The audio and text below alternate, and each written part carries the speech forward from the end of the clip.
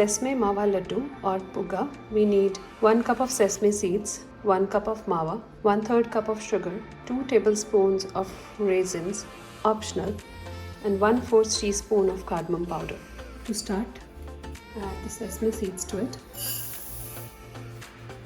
We don't need to roast it completely, but just warm it a little bit. Now we'll turn off the heat. So you can see we just did this for about 1 minute and the pan wasn't hot, because if the pan is hot then the sesame will start popping. So we don't want a hot pan, we just need to warm up the sesame, not roast it completely. Now add the sesame seeds into the mortar and we will lightly crush it with a pistol. We don't need to make it a powder. We're just trying to release the flavor from the sesame more. Now this is done.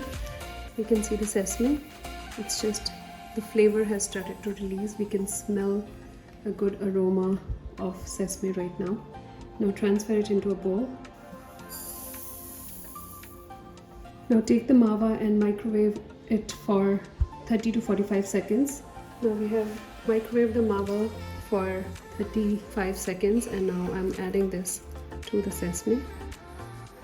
Also I will add sugar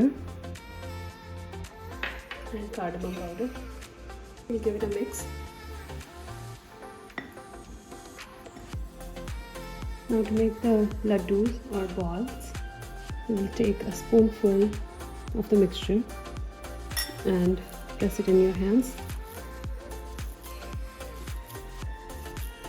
Press it gently from the top and add a raisin in the middle. And press it again.